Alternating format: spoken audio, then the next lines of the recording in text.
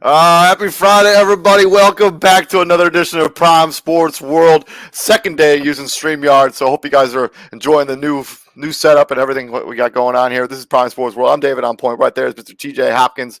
And thank you very much for joining us. If you're looking for consistent content on Facebook and on YouTube now, because we're streaming our second episode on YouTube, Prime Sports World is a pretty good place to be. Go live 4 or 5 times a week, bringing the most up-to-date content.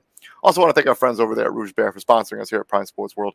I've dumped a link to their website and our Facebook page, along with the NBA Supreme Facebook page as well. And we know what we're going to do today, TJ. We're going to be breaking down All-Star Weekend because it is upon us, man. It seems like just like that, the NBA season started, and now it's about halfway through. We know we're in like 60, like was it 50 games in? We're like 3/4 of the way through the season already. Yeah, most teams by this point have played 50 to 53 games.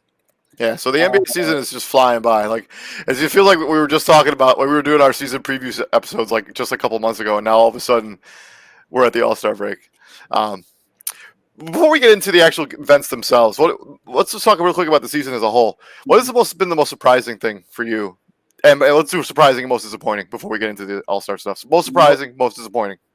Most surprising for me is the Bulls / Cleveland Cavaliers for sure. More so the Cavs than the Bulls, because the Cavs have just young talent everywhere. And JB Bickerstaff. That's it. Yeah, I mean they're wildly overachieving. They are for sure my surprise of the league. I mean, I thought they would be better this season, but the playoff team, the 4th team in the Eastern Conference, better record today than the Milwaukee Bucks? No way. Yeah, no one saw that coming. And if they did, they're lying. I bet the Cavs themselves didn't even see this coming. And if they say they did, then they're lying. They're lying. We always talk about this, but you always think your team's going to be good. But yeah, And I'm like, and that's always my logic. Like, every team thinks they're going to win the championship. They're lying to themselves, but you're supposed to think that about yourself, right? And you always 100%. Kind of, well, they don't think they're going to win. I'm like, yes, they do. Like, you're supposed to believe that about yourself. If you don't, then nobody else will. For me, on the other side of the conference, we got to talk about Memphis as my most surprising team. I thought Memphis would be like a fringe playoff team, play-in team, because I didn't really like the Jonas Valanciunas, Steven Adams swap. I thought they were just kind of making a trade just for the sake of making a trade and like working towards the future. But Memphis is right now 41-19. I believe they have the 3rd best record in the entire NBA, and they have a legitimate MVP candidate in Ja Morant. If you had told me that Memphis was going to be the 3 seed before the season started, I'd have been like, nah, there's no way. Especially with how stacked the Western Conference is. They have a better record than Utah, a better record than Dallas, better record than Denver. I would have never guessed that going into the season. Yeah, in the West, most surprising. Actually, you go from play-in to top 3 team. Yeah, like that's quite the jump.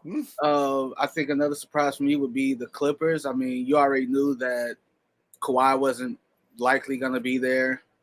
The rumors of him coming back are still a thing. But when you lose Paul George and you're still in this thing, still in it, right? Yeah, I mean, yeah, they're right. I mean, if the players were to start today, they're not even a play-in team. Oh yeah, they'll be the 8th seed right now. So they're 30-31. They're a little bit below 500, but they have a better record than the Lakers. They have a better record than Portland without their 2 best players. So yeah, like the Clippers are definitely surprising. Like it just goes to show, like, man, that's the NBA. Like there's no such thing as an easy win. Nope, 100% not. On the other side of the coin, not everybody can be surprising and be an overachiever. Let's talk about the disappointments in the league so far. I'm just going to go straight into the Eastern Conference, and I got to go with New York Knicks. They've spent a bunch of money this offseason to try to improve this roster and try to get better offensively, bringing in Kemba Walker, re-signing basically everybody on that playoff team, giving Julius Randle an extension as well, hoping that he would continue to improve as a basketball player. Not only have they not gotten any better offensively, they've gotten a lot worse defensively. So they've traded off defense, which is their calling card, which is the Tom Thibodeau way, for offense, and it really hasn't worked. This is a disappointing team, and I imagine they may be looking for a new coach when this season is done, because they have been the most disappointing, if not the most disappointing team, for sure in the East, but in the entire NBA this season. Yeah, based off of last season, going from most surprising, like Tom Thibodeau was coach of the year.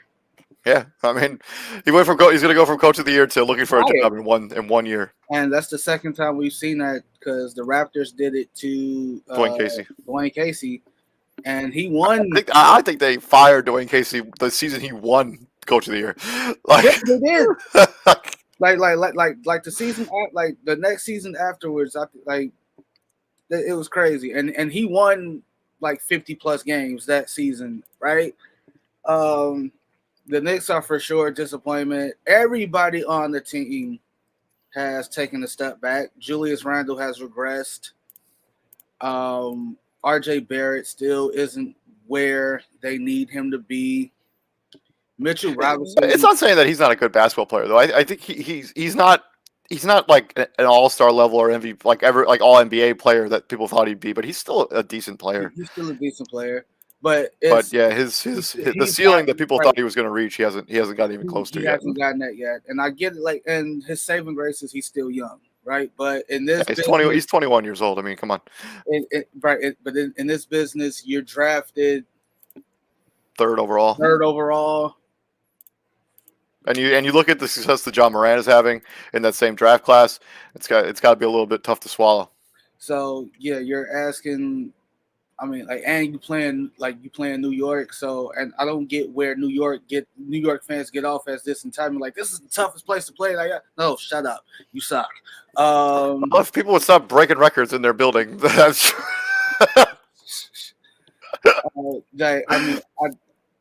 It's kind of sad that Tom Thibodeau kind of still has to rely on the old war horses that he's gone to battle with so many times, and one of those war horses ain't there.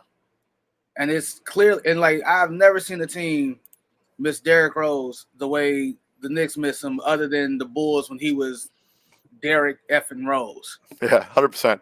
On the Western Conference side of this, who's your most disappointing team on the Western Conference side? It's too easy to say the Lakers. But it ain't wrong. The Lakers are extremely disappointing. You went in the offseason, you traded for Russell Westbrook, you brought in the retirement home basically with NBA basketball players, and your record was 27-31. Everybody thought this would be a team that was going to be on the up and up. People for sure didn't see the team being the 9 seed. It's not even that. Like, it's. And their style of play, their players don't really mesh well. It's just a good basketball fit.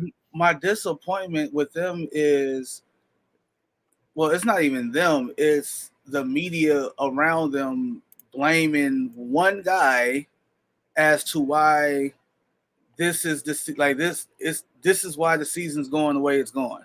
Russell Westbrook is the reason they're 29 and whatever their record is, and they're 27-31. It's Westbrook's fault.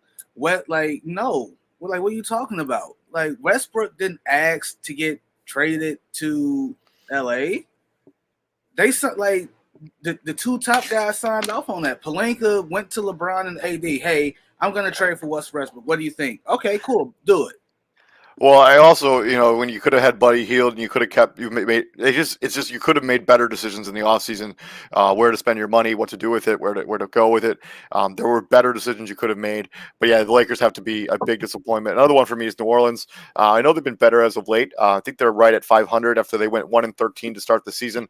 They are a 500 basketball team since then.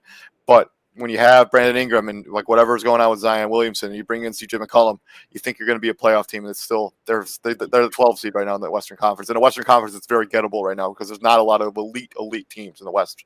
Another disappointment for me is the Atlanta Hawks. All right, like you go from Eastern Conference Finals to you're struggling this season, and it's obvious that you're struggling this season. And I can't help but think about some of the comments that Trae Young said earlier in the season, right? Like you go from Eastern Conference Finals to, at one point early in the season, he goes, "I'm not having fun playing basketball anymore. This isn't fun." And it's just so convenient that the season that you're not having fun playing basketball anymore, you're not allowed to do that stupid stop move and jump back into the defender and get free throw attempts. It's also not to mention, like, he's talking like they won a title last season. Like, no, like, you still have to earn everything you've gotten. Like, like you have to earn regular season success. It's not going to be handed to you. But moving on from there, let's swing into the All-Star break because that's really what this show's about. We got the 71st NBA All-Star game. We got Team LeBron versus Team Durant. Obviously, Kevin Durant's not going to play in the All-Star game because of an injury. But Team LeBron, we got Giannis, Curry, DeMar DeRozan, LeBron James, Nikola Jokic starting five. His reserves: Jared Allen, Jimmy Butler, Luka, Darius Garland, Donovan Mitchell, Chris Paul, and Fred VanVleet. On Team Durant, Joel Embiid, John Morant, Jason Tatum, Andrew Wiggins, Trae Young are the starting five for that team. The reserves are LaMelo Ball, Devin Booker, Rudy Gobert, Zach LaVine, Chris Middleton, DeJounte Murray, and Karl Anthony Towns. James Harden was on this team. He has been replaced with Jared Allen. Draymond Green was on this team. He's been replaced by DeJounte Murray. There was one more injury replacement that is escaping me right now, but LaMelo Ball is replacing Kevin Durant, I believe. And Jason Tatum is now a starter in the All-Star team. So let's talk about it. So the LeBron, this format's been changed. They take the quarters and they restart every single quarter, and then that final quarter they add it up together. They add, I think, it was 24 points. And whoever gets those final 24 points is the one who wins the All-Star game. This format is made for really exciting basketball. It's made for a much better, entertaining All-Star performance. My question for you is, who has the better team? Who as the GM? Team LeBron or Team Durant? But we go into this because every time LeBron has done it, it's almost like he's playing like a real GM, like he's a real general manager, right?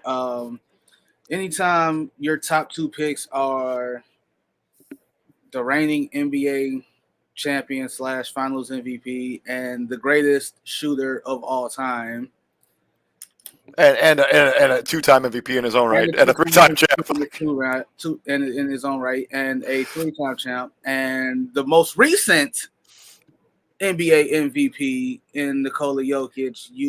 And some may say the favorite to win this year's MVP on his team. Right? Yeah. I don't know about everyone would say that. People in Chicago for sure shit saying that. Hell no. We're actually disappointed that the one guy ain't getting enough love for MVP talk. Like he's not getting enough love for that.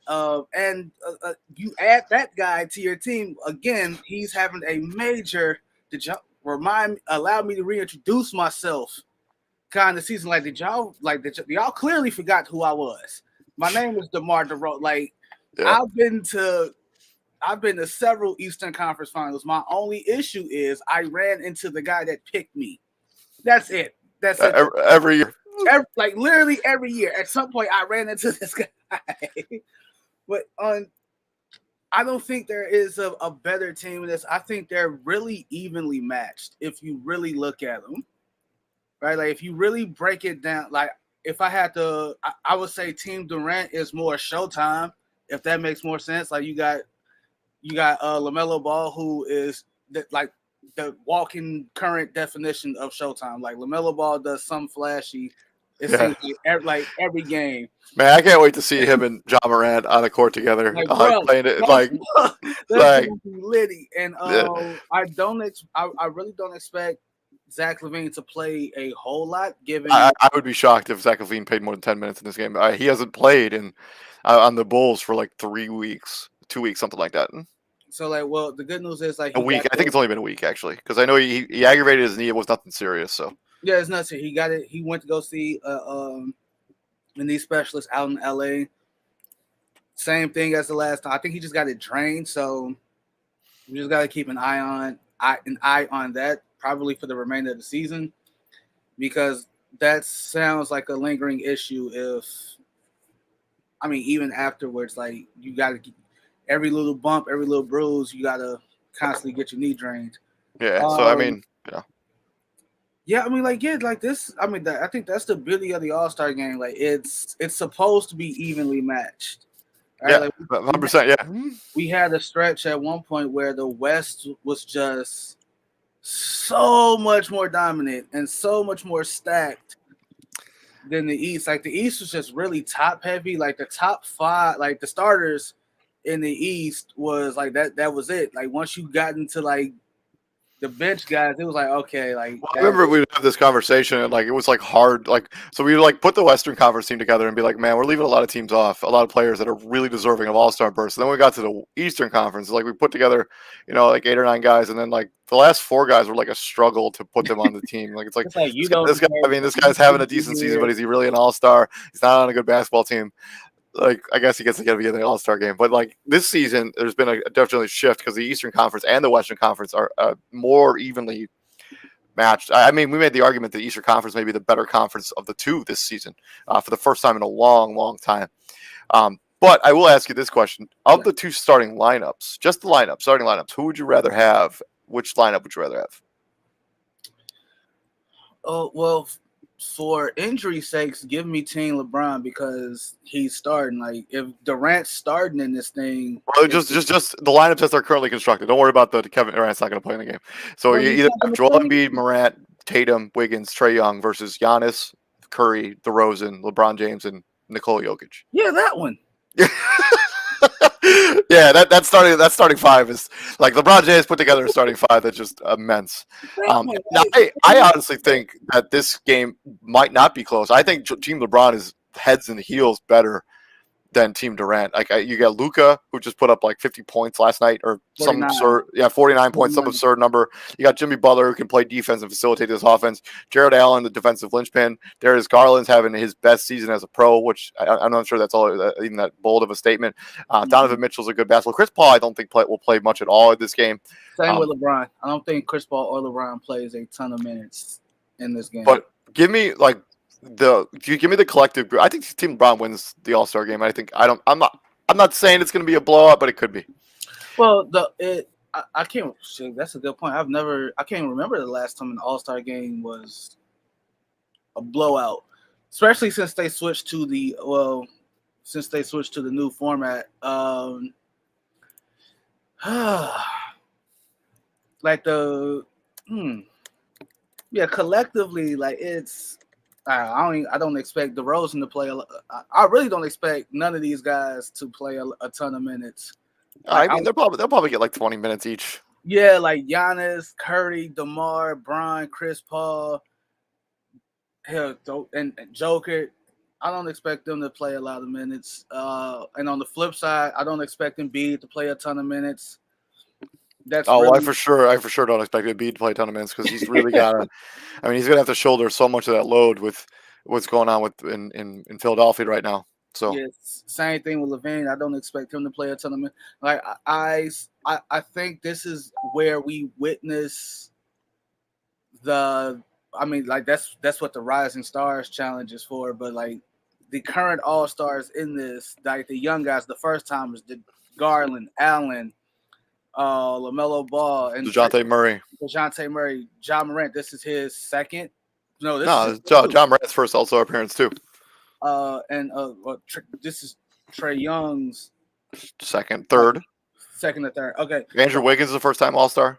I expect those guys, Fred VanVleet, to show out. I 100% agree with you. But if I had to pick a team that I think is going to win, I think I'm going to take Team LeBron over Team Durant. I just look at the makeup of that roster, and I'm like, wow, how did? And I'm sure you watched the draft where this all was put together, seen highlights of it when they were all avoiding taking James Harden, and LeBron James is trying to hide behind that clipboard, and it's just so funny. Like, I just want to know, bro, like, why do you like you of all people should not think anything like that is funny? Considering what your team has gone through this season, like every other week, who should we trade? Should we trade Russell Westbrook? Should we trade Anthony Davis? Should we do this? Should we do that? Like, bro, like you are the last person who should be laughing at somebody else's team situation. It's true. But yeah, I'll take Team LeBron. I do expect the All-Star game to be really entertaining. LaMelo Ball and Jamal Morant is something I want to see on the floor real bad. So. I mean, like, I personally was looking forward to the Levine DeRozan match because you already know, like, I'm pretty sure, like, they were going to match up against each other. And we see that, like, they probably go against each other in practice probably all the time, right? Iron sharpens iron. I make you better, you make me better. I'm mad we ain't going to be able to see that. I mean, we'll get. I think we'll get a small taste of it, but yeah, it'll be nothing like how what we expected if Zach LaVine hadn't gotten slightly injured. Right. Let's move on from there to the AT&T Slam Dunk Contest. We got Cole Anthony, Juan Toscano-Anderson, Jalen Green, Obi Toppin. Who do we think is going to be winning the Slam Dunk Contest? Let me take a look at the latest odds when it comes to Slam Dunk Contest. So we have Jalen Green at plus 125, Obi Toppin at plus 175, Cole Anthony at plus 350, and Juan Toscano-Anderson at plus 475. I'm going to go Jalen Green. I'm picking Jalen Green to win the dunk contest. I just hope it's entertaining. I just hope it's not a dud. Man, I kind of miss when the All-Star game had like no offense to anybody in this game, but like legit names like of people that were like really productive players in the NBA. And I know that doing the slam dunk contest puts a lot of taxing on your knees, and there's been studies where people have not really their careers have dipped after the All-Star after doing the slam dunk contest. But like the only name that really does anything for me in this game in the slam dunk contest is Jalen Green. I mean, Cole Anthony, I think, is a guard. He can really get up. He can really play. Just Juan Toscano-Anderson, 6'9". Obi Toppin, he was really entertaining in college. I don't know, man. I'll give me Jalen Green, but I think they got to do something. They got to change this format and like give an incentive for real, like legitimate stars to do this. Yeah. The last entertaining dunk contest to me was. I mean, Aaron Gordon going up against Zach LaVine, going toe-to-toe back and forth. Toronto. Yeah. What year was that, 2016? Yeah. And then you got the folks, Aaron Gordon was robbed. I'm like, no, he wasn't. I mean, some of those dunks he was doing were insane. Okay. And I was trying to tell this guy on Twitter, I'm like, it's timing. If he does those two dunks with the Magic mascot, if he saves those two for last, he wins it hands down. I mean, the one where the mascot was like spinning on that hoverboard, and he that was insane. Like if he saves that one or the one where he jumped over the mascot, like if he saves those two dunks for his last two dunks. Well, I mean, the problem you have with it is like you're not guaranteed to make it into the final round, so you have to do something good enough to be worthy of making it into the second round. So if you're gonna have to show out, or else you're not gonna get to even show anything. But you have to have at least 4 really good dunks planned. And I think his 2 dunks at the end were kind of That's my point. Yeah. I think if you flip the order, because I can't remember who else was in that dunk contest. I mean, Zach LaVine. Let me take it. Well, I know Zach LaVine was in there. I'm pretty sure Giannis was in there. Was Giannis in that one? Was that the one Giannis did? 1 second. I will get that answer for you in just a second.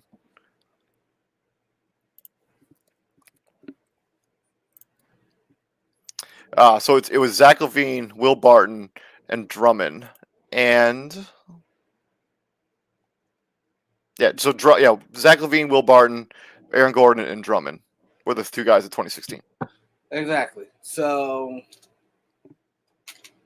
the other 2, like I'm pretty sure if Gordon did those last 2 dunks, if he did those prior to those to the 2 dunks we're talking about, he still makes it to the final. And I just think like Zach LaVine did a between the legs dunk off of oop from the free throw line. And y'all want to say Aaron Gordon got robbed. Nah, no, he didn't.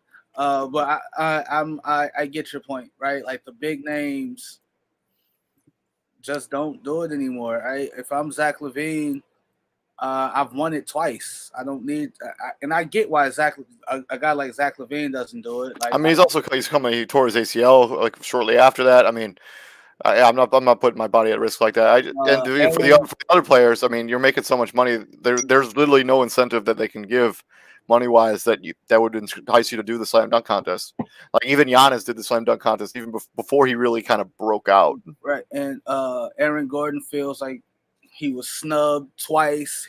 Yeah, so he's done. So like literally the one he lost, the most recent one he lost, where I forgot who it was, where he jumped over Taco Fall, and that he didn't even clear Taco Fall, which is like he shouldn't have won it off that. So he feels like him feeling snubbed. He's like he announced it right then and there. He's like, I've been in 2. I feel like I should have won 2. I'm not doing it again. And so there's that. folks have been bitching about LeBron not doing it for 19 years, and I'm like, when will y'all realize he's not a creative dunker? He's just an in-game dunker, and LeBron would literally win a dunk contest just because his name's LeBron James. He doesn't. It's true. Right, like exactly. Like he's been doing the same tomahawk dunks for 19 years. I mean, yeah, he doesn't do anything really all that exciting when he gets a dunk contest. And not mention, I mean, LeBron he's never gonna do it now at this point. Like people are gonna talk about it, he's never gonna do it now. Like just get that out of your mind. It's not gonna happen. And at this stage, he's not doing it anymore. When I say they need to do something with the slam dunk contest, I'm not talking about what they did, like when they did that team stuff a few years ago. That was horrible. That was not good at all. Because you thought they'd have like a dunk off, whichever. Like when the team won, you thought you'd have the dunk off. And I think it was John Wall and Paul George that were like the team that won. And I was like, for sure, it was like, oh hey, they're gonna have like some sort of dunk contest, dunk off now.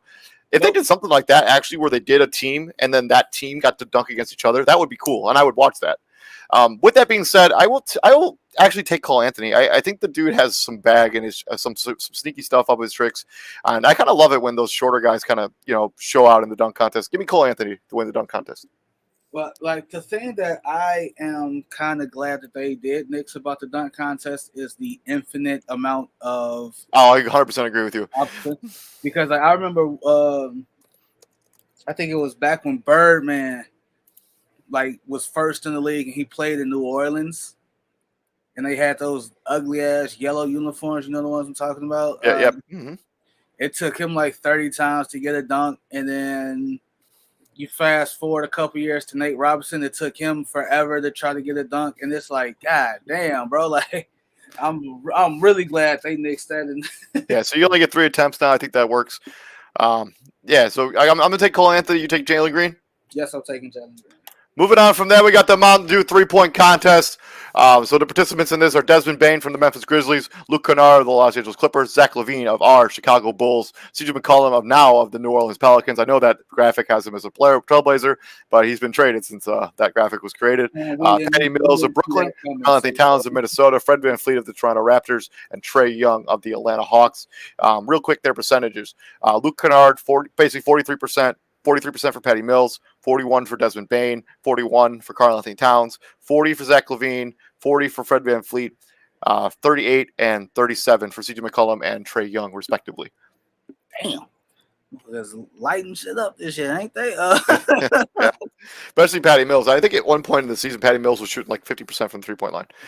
His usage rate is climbed up, so his percentage isn't as high. But I'm going to take Patty Mills to win this, actually. He's been a flamethrower this season. Like the dude has been exactly what Brooklyn needed when they signed him in free agency to come in, shoot some shots, create some offense, shoot the three. Patty Mills is going to win the 3-point contest. I like that. This is what the dunk contest is supposed to be like. Remember when the dunk contest was the main event? Yeah. Of not the case anymore. All-Star, you can't say that like the main event of this on this day of All-Star Weekend. Like they say the dunk contest for last, right? Like it was what everybody was gearing up for. Like the 3-point contest was always entertaining for the simple fact of you don't know who's gonna get hot. Yeah, you never know who's gonna get hot. And that year, like the one that shocked me was the year that Kevin Love ended up winning. Yeah. The 3-point contest, and I was just like, wow, Kevin Love won the 3-point contest. And then I found out that was the year that he was on the Team USA select team, and they had him, Derrick Rose, and it was one other person. The name's escaping me. They basically had those 3 guys shooting 1,000 threes, like 1,000 threes a day or 1,000 shots a day, and then they just come out of nowhere shooting shit out the ball because Kevin Love, that's what he made, and that's when he started turning himself into a 3-point shooter, and that's the year Derrick Rose ended up winning the MVP. Wow. I also think it was interesting. Oh man, this escaped me now. Oh, when James Jones won the 3-point contest, and Yeah. he goes to the I think there was like Paul Pierce or somebody, Ray Allen was in that 3-point contest with him, and he just goes to him. And it's like, yeah, it's about time we beat you guys in something. And I just remember that I was just like, God, that was such a good era of basketball, like where it was like the teams really hated each other. Like it's not like how it is kind of now. I mean, I'm not saying the teams love each other, but.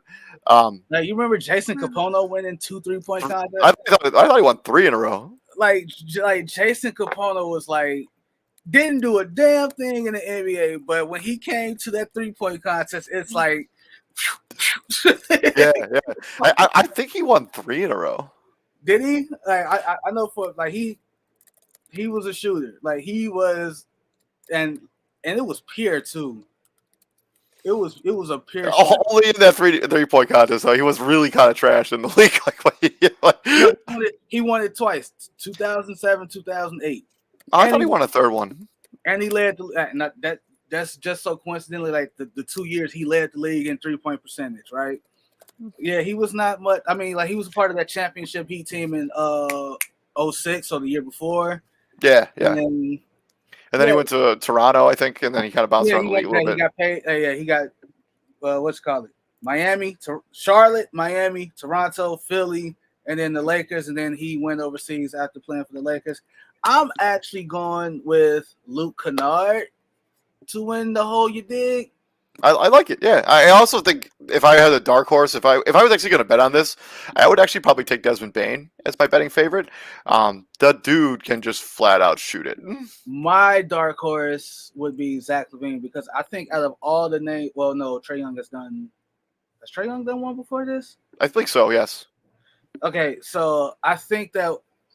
I mean, Karl Anthony Towns has been in one too. Has he? I'm pretty sure he was in the one last year. I will find out. Do they still have the Moneyball rack? I think that's still that hasn't changed. I know they still got the Moneyball rack, but I'm like, do they still have like the 4-point shot? Do they remember the one year they implemented the 4? I don't think that's in there anymore. And it was like from like 30. It was like I think they took that out back or something like that. Yeah, I think they removed that. So, but I don't quote me on it because I don't really remember. So. They took that out. I kind of like that aspect of. I mean, like I did, but I did because like it kind of. I can see why some shooters will want it out because it kind of does throw you out of a rhythm because your first 2 racks are kind of like at the normal 3-point line, and then you got to sprint to this one shot at 35 feet, and then you got to sprint back to. Man, I almost like rather skip that shot and like keep shooting on the regular ones, but. Kind of. Yeah, but I'm going to take Patty Mills to win the whole thing. I think the dude has a real chance to win this. My dark horse is Desmond Bane. I just want Zach LaVine to improve. Like this is his 3rd 3-point shootout, 3-point contest. I just want him to get past the first cut. If he makes it past the first cut, that's signed to me as an improvement because I don't think like the first 2 times he hasn't made it past the first cut. I think you're right on that. And I mean, like, it's no fault in his own. It's just when you like these are the best shooters in the world. Do you ever feel like the winner of the 3-point shootout goes through that kind of same thing, like the winner of the home run derby? Like that room, like if you win the home run derby, like you're gonna get into like a hidden slump. No, I don't believe in that at all. I mean, Steph Curry won it last year, and he was fine. Well, that's okay. Like that's an exception. There are exceptions. Eric Gordon won it a few years ago. He's been fine. Like I don't believe Eric Gordon has not been fine. Don't tell that lie. Eric Gordon has not. He won it in 2016. 2016, Eric Gordon was fine. 2016, Eric Gordon. Okay, because like. Moving on from this, we got the Taco Bell Skills Challenge, and they've changed the format of this. So we got Team Cavs, which consists of Jared Allen, Darius Garland, and Evan Mobley, going up against Team Antetokounmpo, Alex, Giannis, and Giannis. And then we got Team Rooks, which is Scotty Barnes, Cade Cunningham, and Josh Giddey. And they're going to go through the Skills Challenge.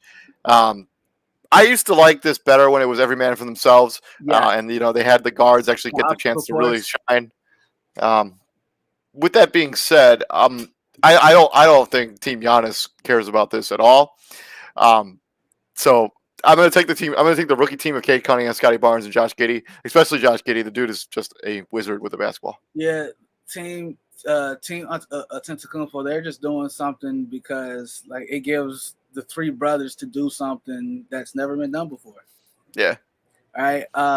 They should get the Herman Gomez's out there too, and like whoever else has three players, three brothers, like the Holiday team, like the Holidays or the Antetokounmpos versus the Herman Gomez's. I would watch that. All right, I'm 100% with you on this. Like, go back to the old skills challenge where they had the obstacle course and they had to dribble through and shit, make the pass, shoot the little free throw line jump shot, and like beat each other's times. Like, make it about something. This, if you're gonna do shit like this, just bring back the shooting stars challenge. Yeah. Like, if you're gonna do this, bring that back. Where, like, because that was actually fucking entertaining, watching everybody shoot half court shots. Especially you have like one current player, one legend, and one woman. Like, yeah. dude, give me that. Give me that. I like that. Bring that back, right? Like, if you're gonna do team like this, like everything don't need a team aspect of it. Like, this shit is stupid. Well, I think the NBA thinks if if they're a team, they're all going to be pulling in the same direction. So in theory, it should be more competitive. But every man for themselves is always more competitive. Like if you ever like play 32 with people, like it gets pretty fierce and pretty competitive. As opposed sometimes when you play as a team, you have people that check out. Especially one person got 28. Yeah, that's full play smoking game. But even the most recent format where it's still 1-on-1, but they make it like the race where they go down, they lay up, and then I forgot how they did it. Like the most recent one. Yeah, then there's like two passes, and then you got to shoot a three. Yeah, and it was you're all you're basing against the clock, kind of like time trials kind of thing. Yeah, and you got my shooting, like launching it from half court, winning on half court buzzer beaters, and I was like, oh, okay, that was mildly entertaining. But yeah, I'll take team rookie. Team rookie. I just Josh Giddey is just like on another level right now. Like it's Scotty and Cade Cunningham's really coming to his own. Scotty Barnes started the season super hot, but he's cooled off a little bit as of late. He's kind of hit that rookie wall a little bit. But he's still a really good player. But give me team rookie. I think they'll care about this more than the other team. Yeah, because if I'm doing this, like what's the skill set that Jared Allen? You're not asking Jared Allen to shoot. What are you gonna do? What are you gonna ask Jared Allen to do here? Yeah, Jared Allen. Yeah, what do you? Evan Mobley too. I mean, I know he can stretch out a little bit, but he's not a 3-point shooter. Like, what are you asking Jared Allen to do here? Like, the only wild card in this for me is Alex Antetokounmpo because we have absolutely no idea what he is. Yeah, it's true. I mean, yeah, he's really played probably 10 NBA minutes this season. So if that. Yeah. Moving on from the Taco Bell Skills Challenge, we got the Clorox Rising Stars Challenge. I think this is on Friday night. Tonight, actually. You can see the teams in front of you. Team Barry consists of Cade Cunningham, Dyson Daniels, Evan Mobley, Isaac Okoro, Elburn Segun, Jason Tate, Franz Wagner. Team Isaiah, Precious Achua, Desmond Bain, Sadiq Bey, Anthony Edwards, Tyrese Halliburton, who now plays for the Indiana Pacers, Jaden Hardy, who's in the G League Ignite team, Isaiah Stewart plays for Detroit. On Team Peyton, LaMelo Ball, Scotty Barnes, Ayo Tsumo, Chris Duarte, Scott Henderson, or is that Scoot Henderson? Scoot Henderson. Jaden McDaniels, Davion Mitchell, who had just got replaced by Bones Highland of the Memphis Grizzlies, Team Worthy, Cole Anthony, Marjan Beauchamp of the League of Light, Josh Giddey, Jalen Green, Herbert Jones, Tyrese Maxey, and Jalen Suggs of the Orlando Magic. My question for you is, who wins the tournament? The way this is going to be set up, these two teams are going to play. Two of these teams are going to play against each other up to 50. Whoever advances to that goes and plays the winner of the other two matchup, and they play a matchup up to 25. The first team to score a collective 75 points between the two games wins the Rising Stars Challenge. Okay, this is one of those where it actually does depend on the matchup and who plays who. I'm leaning towards. I'm split between Team Isaiah and Team Peyton for winning the hole you did.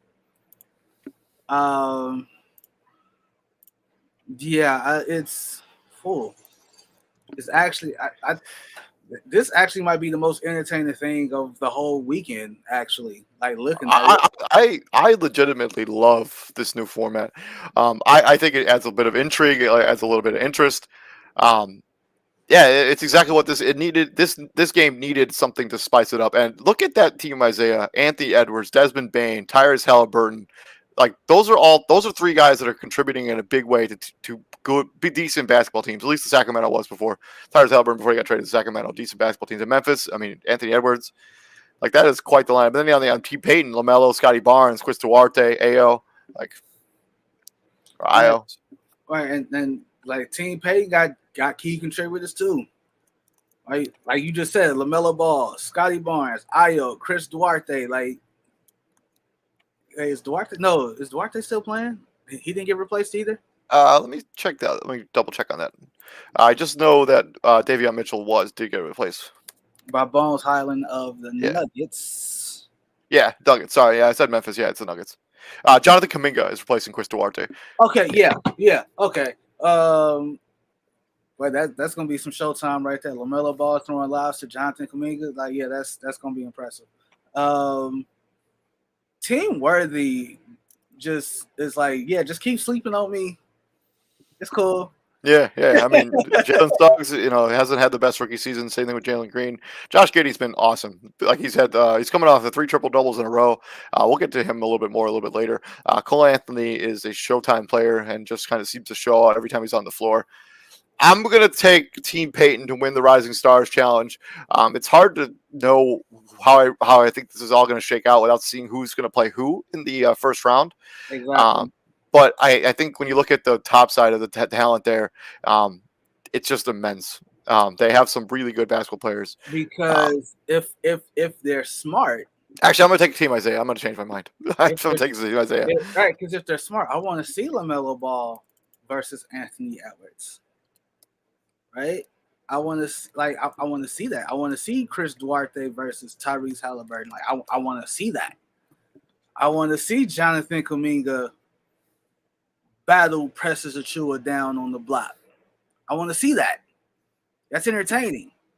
I want to see that. Even though Precious Achua is not having a good season at all. Not to mention, like, you got two of the best trash talkers ever as their coaches, right? I can picture. I'm picturing Gary Payton right now, just talking cash garbage to whoever is closest to him. I'm going Team Payton. I'm going Team GP. I'm taking Team Isaiah. I think the top end talent on that. Bless you.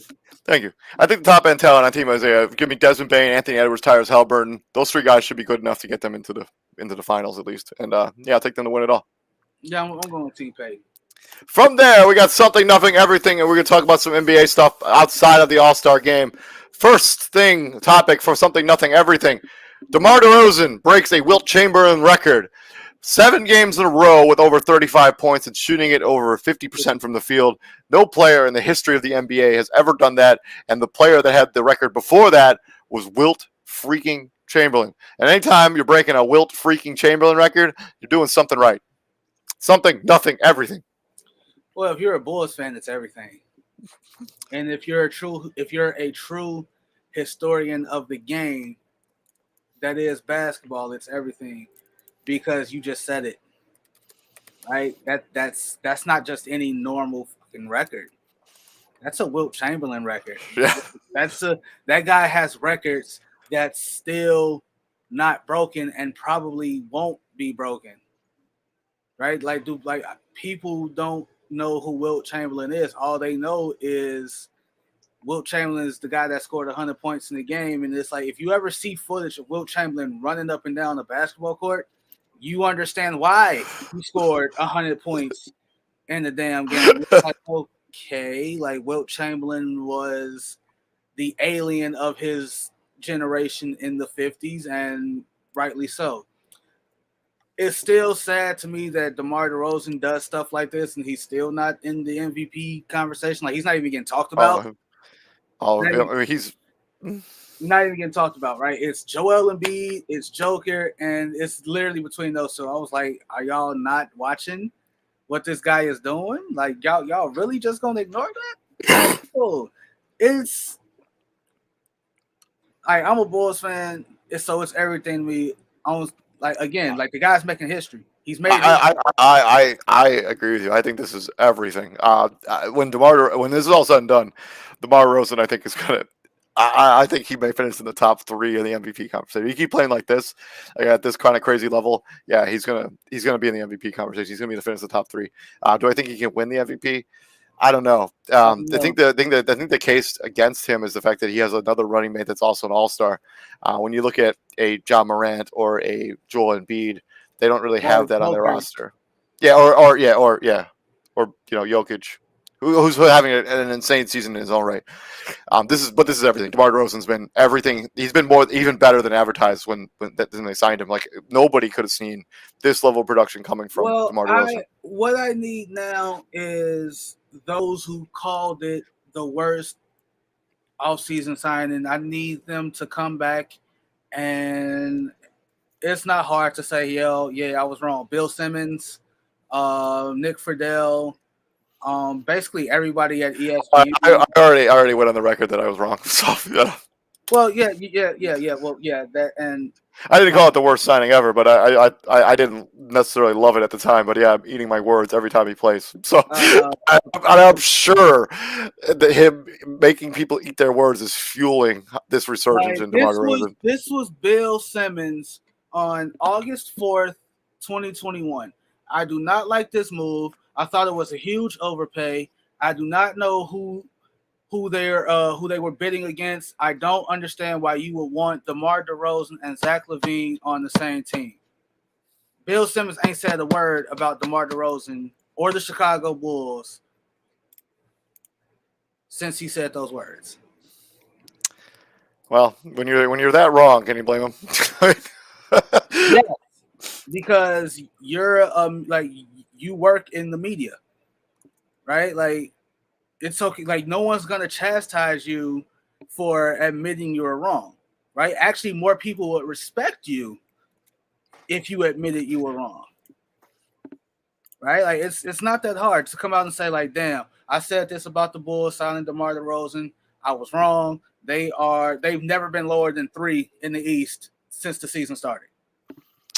Yeah, a lot of people was moving on from that. Next, something, nothing, everything. Josh Giddey making history. First, he made history at the Mecca as the youngest player to ever have back-to-back triple doubles. He also scored a career high in points in the Mecca in New York, putting up 28 points, 12 assists, and 11 rebounds. The next night, he put up a triple double. He joins rare air, joining Mr. Oscar Robinson as the only rookie to ever record 3 consecutive triple doubles in the same season. Something, nothing, everything. That's something. When you consider when he was drafted, a lot of people was like, "Who?" Like they didn't like where Josh Giddey was drafted by the OKC Thunder. It was a lot of people called that move a reach. Myself included. All right, and I like Josh Giddey. I just didn't like taking him at 7 or something, whatever they took him 5. But the dude has been, yeah. And Josh Giddey has been everything that they advertised. Yeah, I mean he's got good vision. He's got good ball handling. He's really kind of like Luka light, except he doesn't have the scoring prowess that Luka has. Right. So again, we talked about this in our group chat. My only issue with the OKC Thunder now is you got this young talent. You have 50,000 draft picks. You're not going to use all 50,000 draft picks. You have to, find your identity and find your core. Like, find your identity and find who you want to build around. We already know SGA ain't going nowhere, and Josh Giddey is making that argument to be SGA's running mate, his number 2. Yeah, I mean, without I fully expected them to move off of somebody like a Lou Dort, like that 3-and-D guy. I thought a team that's like that one or 2 pieces away, or they need that additional rotational piece, would trade for Lou Dort just to give them that extra punch. Well, so they don't really have to make a decision on him until next season because he's got unguaranteed contracts this season and next season. So I imagine they'll just pick up his option for next year and then try to trade him next in the season or in the off season. But yeah, I think Lou Dort can get a treasure chest because that dude is super talented and super underrated. Yeah, 100%. Super underrated. Yeah, like him getting 3 straight triple doubles. He's in rare competition, right? Anytime you're either breaking Wilt Chamberlain / Oscar Robinson records, you're doing something right. Doing something right, and Yeah. it's something. Yeah, right? it's definitely something. Moving on from that, we got the next one. Anthony Davis expected to miss 4 weeks with the ankle injury. Miss at least 4 weeks of the mid-foot sprain. He was really good in that game that he got injured in. 17 points in just 17 minutes, basically a point a minute. But yeah, he did roll that ankle, and he's going to have to miss about a month of basketball action after just coming back less than a month ago with another injury that he cost him like about a month and a half. So now he's going to miss another month. It's commonly they think he has that Liz Frank injury because it's in the middle of the foot. I think this is one of those situations where the ligament damage scares you more than the actual bone damage. Yeah, it's true. This is everything. It's everything. Anthony Davis consistently can't stay healthy. The other thing that is shockingly becoming more and more apparent about Anthony Davis is that he can't play the 5 full time. Like the dude whenever he has to play the 5, he has lower leg injuries. He ends up falling on landing on somebody's knee or on somebody's foot and rolling his ankle. The guy, they need to put a real center next to him because if they ask him to play centers minutes with other big body centers, he's going to spend a lot of time on the IR. It's everything. My issue with Anthony Davis, outside of him staying healthy, is every time they play a team that has a notable big man, he goes right at that big man. Like we saw the Lakers play Philly, and he outplays Joel Embiid.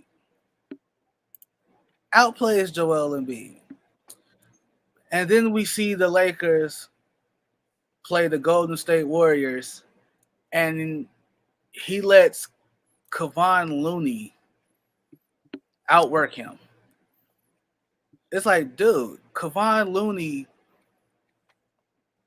compared to you, should be lucky to be in the league. It's 100% true.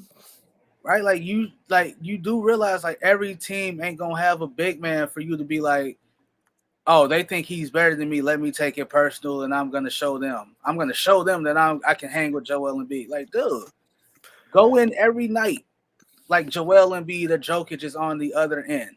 I mean, yeah, that's kind of been the conversation about Anthony Davis for most of the season. The guy just doesn't seem to have that killer instinct that you look for in a player that's going to be the guy once LeBron decides to either leave in free agency or, retire. The fact that guys like Stephen A. Smith are saying if the Lakers want any future, they should trade Anthony Davis. The fact that statement even exists is a detriment to Anthony Davis because no one should ever be saying, right? Like, because you like you said, like you were picked to take over the mantle of the Lakers from LeBron James when he's done.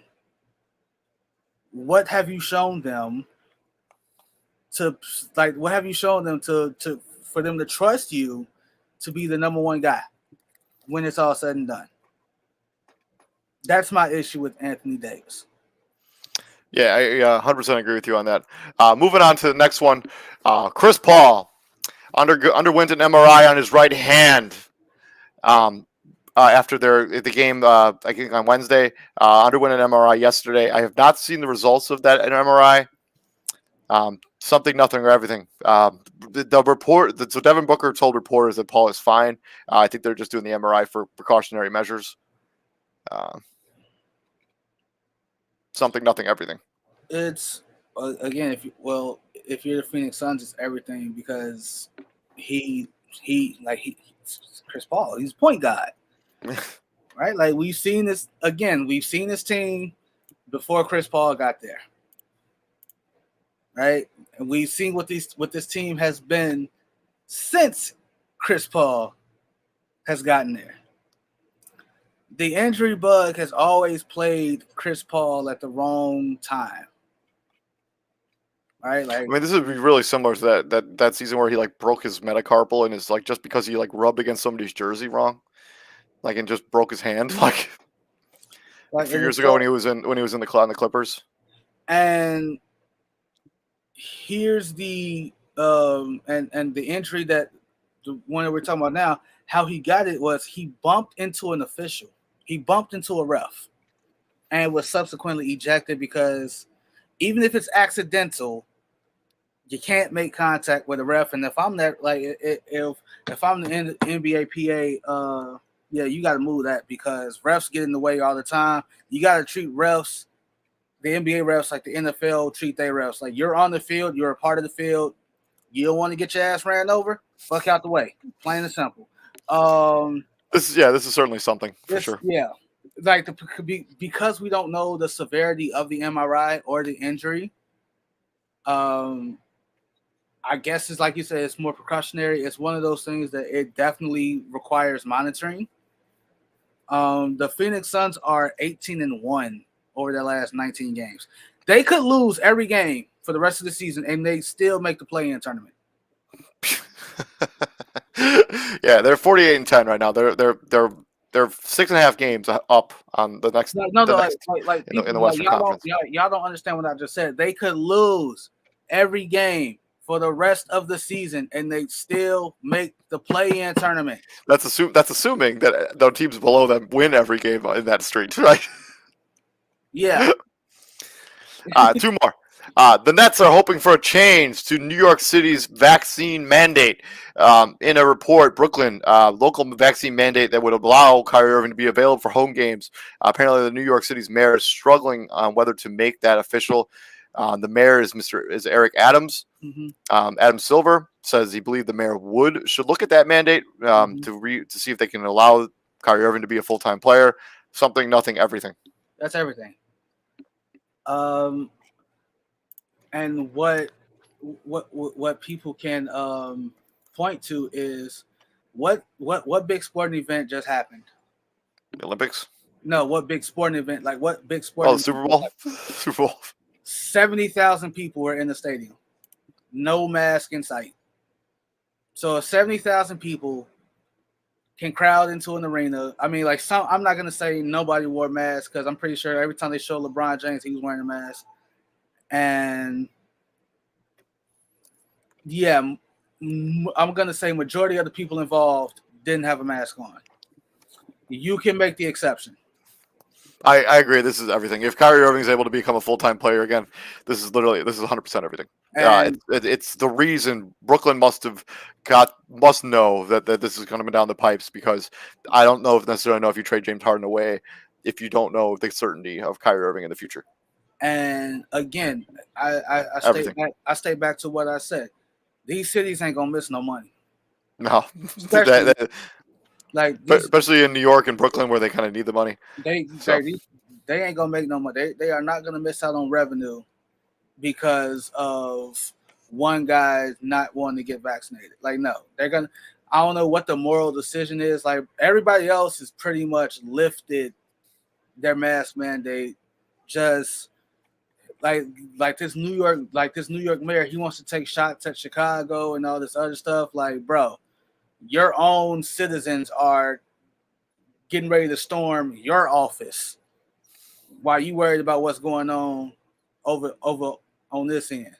So don't throw stones if you live in a glass house, basically. 100%. Yeah. Last one. This one's a little more fun, a little less serious. Congratulations to Coach Greg freaking Popovich. He is now the second most winning coach in the history of the NBA. When the San Antonio Spurs beat the Oklahoma City Thunder, he became win number 1,333, just passing Lenny Wilkins, and now he's only 2 behind Donnie Nelson for the all-time coaching wins. Something, nothing, everything. That's everything. Again, we got to give Pop his flowers while we still can. All right, granted, Popovich and Don Nelson, they both benefited from having some damn good teams, right? Popovich rode the Ginobili, Parker, Duncan train for as long as he could, and he got 5 championships out of it. A 18-year stretch of 50 or more wins. We'll never see that again. And Donnie Nelson rode Dirk, Nash, and Mike Finley for a while. Then they broke that up. And then he had those Golden State Warriors teams before Steph Curry with Baron Right, Davis, Monte Ellis, Matt Barnes, Jason Richardson, Andres Biedrins. Yeah, he had the We Believe Warriors teams, and those were super fun to watch. When you become the all-time winningest coach in NBA history, that's a feat amongst itself. Because I always say, like, it don't matter if you got these players, right? You had a trio of Hall of Famers. You still got to coach. They still got to play.